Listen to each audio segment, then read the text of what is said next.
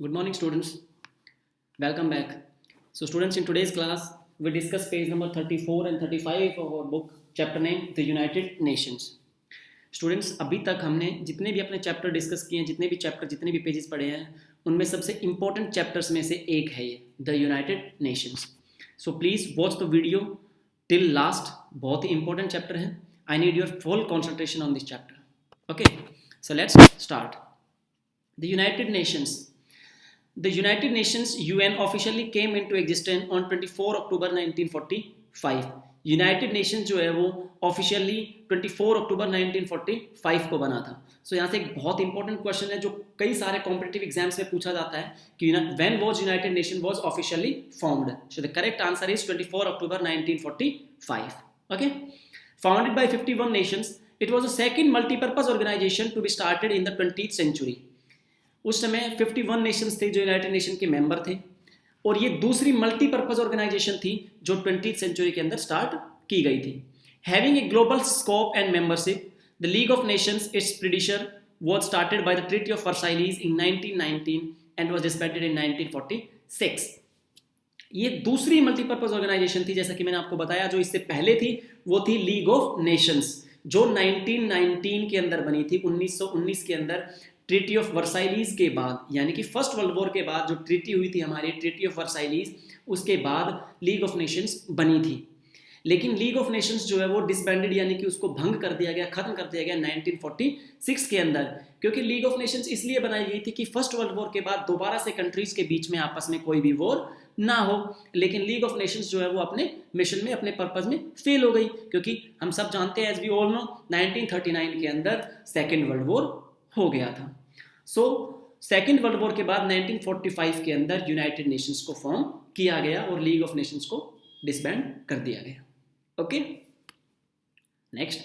The UN provides opportunities for discussion, cooperation and actions keeping in mind the interest of its members. United Nations जो है वो opportunity provide करता है different countries को कि वो आपस में किसी भी इशू पर डिस्कस कर सके, आपस में एक दूसरे से कोऑपरेट कर सके, ठीक है, और अपने अपने हितों को, अपने अपने इंटरेस्ट को दिमाग में रखते हुए. It does not act as a governing body, not does it make laws. ये किसी भी कंट्री पर एज ए गवर्निंग बॉडी काम नहीं करती, ना ही उस पर रूल करती है, और ना ही किसी भी देश के लिए ये कानून बनाती है, लॉज बनाती है. The UN has its headquarters in New York city with its offices in Geneva and Vienna among other cities. Very important questions. ये क्वेश्चन भी कई सारे कॉम्पिटिटिव एग्जाम में पूछा जाता है, आपके एमपीएससी एग्जाम में भी पूछा जा सकता है. यूएन का जो हेडक्वार्टर है वो कहां पर है? So the headquarter of UN is in New York city, America. Okay, New York. और इसके कई सारे ऑफिसेज भी है, जैसे कि जिनीवा में, वियना में, लेकिन आपको हेडक्वार्टर इंपॉर्टेंट तरीके से याद रखना है, न्यूयॉर्क के अंदर है. It has English, Arabic, Chinese, French, Russian and Spanish as its official language. और यूनाइटेड नेशन की 6 ऑफिशियल लैंग्वेजेस हैं. कौन कौन सी हैं आपको याद रखना है? 6 ऑफिशियल लैंग्वेज है: English, Arabic, Chinese, French, Russian and Spanish. Okay. According to its charter, the UN aims to save succeeding generations from the scourge of war, to reaffirm faith in fundamental human rights, to establish conditions under which justice and respect for the obligations arising from treaties and other sources of international law can be maintained. United Nations ने अपने charter के अंदर, उनका ये vision है, ये mission है, UN का यही एम है कि वो जनरेशंस के बीच, आने वाली जनरेशंस को, हमारी पीढ़ियों को युद्ध से, वॉर से बचा सके, आपस में एक दूसरे पर फेथ हो, लोगों को विश्वास हो, और फंडामेंटल राइट्स की, जो ह्यूमंस के जो फंडामेंटल राइट्स हैं उनकी रक्षा कर सके, उनको प्रोटेक्ट कर सके. और ऐसी कंडीशंस को एस्टैब्लिश करना जहां लोगों को जस्टिस, न्याय मिल सके, लोग एक दूसरे की रिस्पेक्ट करें, एक दूसरे के बीच में जो ट्रीटीज हुई है कंट्रीज के बीच में, यानी कि जो संधि हुई है, उनका पालन करें. And to promote social progress and better standard of life in larger freedom. और सोशल यानी कि सामाजिक तौर पर जीवन की प्रोग्रेस को प्रमोट करना, लोगों की लिविंग ऑफ स्टैंडर्ड को प्रमोट करना, लिविंग ऑफ स्टैंडर्ड को बेहतर बनाना, और लोगों को फ्रीडम प्रोवाइड करना, आज़ादी देना. ये सब यूनाइटेड नेशंस के एम्स हैं. ओके, नेक्स्ट देखिए, ये काफी इंपॉर्टेंट है. The UN has 6 major bodies that have specific responsibilities and power. United Nations की 6 मेजर बड़ी बॉडीज हैं ऑफिशियली, जो अलग अलग अपनी रिस्पॉन्सिबिलिटीज को फुलफिल करती हैं, उनके पास अपनी अपनी पावर्स हैं। कौन कौन सी हैं वो देखिए। These are General Assembly, first is General Assembly, second is the Secretariat, third the security Council, fourth the International Court of Justice, the fifth one is Economic and Social Council, and the sixth one is the Trusteeship Council. Okay, देखिए, the largest component having the most representation in the UN is the general assembly.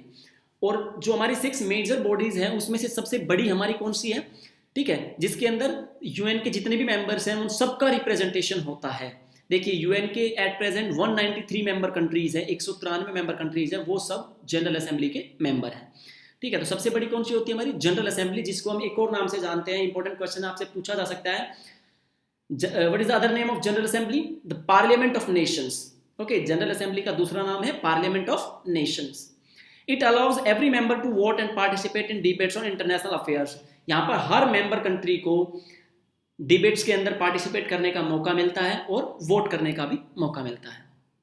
Each member may have up to 5 representatives but only 1 vote in General Assembly. हर देश के जो 5 member हैं, यानी कि 5 लोग जो हैं वो रिप्रेजेंट कर सकते हैं अपने देश को जनरल असेंबली के अंदर, लेकिन उनका वोट जो है वो केवल एक ही माना जाएगा एज ए कंट्री, उस कंट्री का एक ही वोट माना जाएगा। Every year all the UN members meet in the general assembly hall in New York in September. और हर साल एवरी ईयर यूएन के अंदर जनरल असेंबली की एक मीटिंग होती है सितंबर में। Okay, next, the chief responsibility of the security council is to maintain world peace and security. देखिए, यहाँ पर 2 काफी इंपॉर्टेंट है जो आपको याद रखना है। फर्स्ट जनरल असेंबली हमने डिस्कस किया है, and the second one is security council. और सिक्योरिटी काउंसिल का जो चीफ ऑब्जेक्टिव, चीफ रिस्पॉन्सिबिलिटी है वो क्या है कि to maintain world peace and security, दुनिया के अंदर शांति और सुरक्षा बनाए रखना। It comprises 15 members with France, Russia, China, UK and the USA being permanent members. देखिए, यूनाइटेड जनरल असेंबली के अंदर तो 193 मेंबर्स होते हैं, लेकिन सिक्योरिटी काउंसिल के अंदर केवल 15 मेंबर्स होते हैं। काफी इंपॉर्टेंट क्वेश्चन है, काफी इंपॉर्टेंट इंफॉर्मेशन है, आपको याद रखनी है। सिक्योरिटी काउंसिल के अंदर केवल 15 मेंबर्स ही होते हैं, जिसमें से 5 जो है वो परमानेंट मेंबर होते हैं और 10 जो है वो टेम्परेरी मेंबर्स होते हैं। सो 5 परमानेंट मेंबर जो होते हैं वो कौन कौन से हैं? फ्रांस, रशिया, चाइना, यूके और यूनाइटेड स्टेट्स ऑफ अमेरिका। ये परमानेंट मेंबर है जो कभी भी चेंज नहीं होते।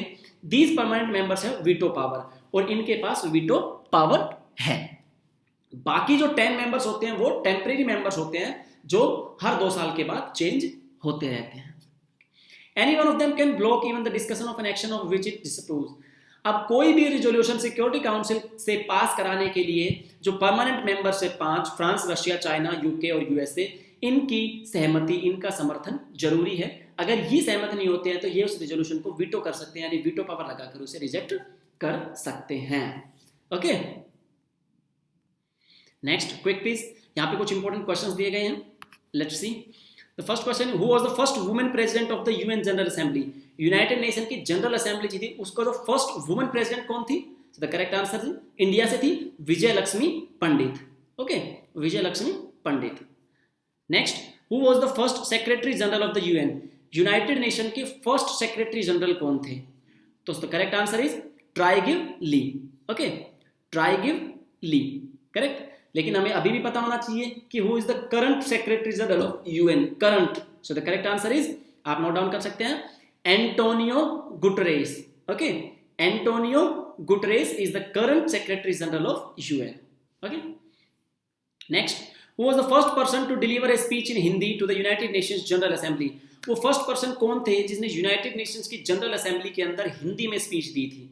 ठीक है, ये काफी प्राउड मूवमेंट था इंडिया के लिए। इंडिया से अटल बिहारी वाजपेयी जी ने as a foreign minister United Nations के अंदर हिंदी में स्पीच दी थी। ओके स्टूडेंट्स, ये काफी इंपॉर्टेंट क्वेश्चन है, you have to learn it. Next question, who served as the secretary general of the UN for 2 5-year terms for 1997 to 2006? United Nation के secretary general के तौर पर लगातार 10 सालों तक अपनी 2 टर्म्स, 5-5 साल के लिए 2 टर्म्स 1997 से 2006 तक किसने यूनाइटेड नेशन के सेक्रेटरी जनरल के रूप में काम किया है? So the correct answer is Kofi Annan. Okay, Kofi Annan. Next, which is the latest country to become a member of the UN in 2011? UN के अंदर जो लेटेस्ट यानी कि सबसे लास्ट में UN की जो मेंबर बनी है उस कंट्री का नाम बताना है हमें, जो 2011 के अंदर बनी है। ओके, सो लास्ट मेंबर कौन बनी है? Republic of south Sudan. Okay, Republic of south Sudan. Next, name the US president who coined the term United nation. अब देखिए, किसी भी चीज को, कोई भी हम ऑर्गेनाइजेशन बनाते हैं तो उसका नाम भी तो देना होता है। सो यूनाइटेड नेशंस, पहली बार ये टर्म जो है किसने यूज की थी? वो यूएस के प्रेसिडेंट थे। कौन थे? The correct answer is Franklin D Roosevelt. Okay, Franklin D Roosevelt. Okay, the last question is at present how many member Nations does the UN have. और इस समय यूनाइटेड नेशंस के कितनी कंट्रीज जो है वो यूनाइटेड नेशंस की member है? Okay, so the correct answer is 193। Okay, 193। So students, ये हमारा पेज नंबर 34 35 जो है खत्म हो गया, चैप्टर नेम यूनाइटेड नेशंस। मैं आप लोगों को फिर से बताऊंगा कि ये चैप्टर जो है वो हमारा इंपॉर्टेंट चैप्टर्स में से एक है। बहुत सारे कॉम्पिटिटिव एग्जाम में इस चैप्टर से क्वेश्चन पूछे जा सकते हैं। आपके एनटीएससी एग्जाम के लिए भी ये चैप्टर बहुत ही इंपॉर्टेंट है। So you have to read it very carefully and learn every line of this chapter. Okay, bye bye, take care.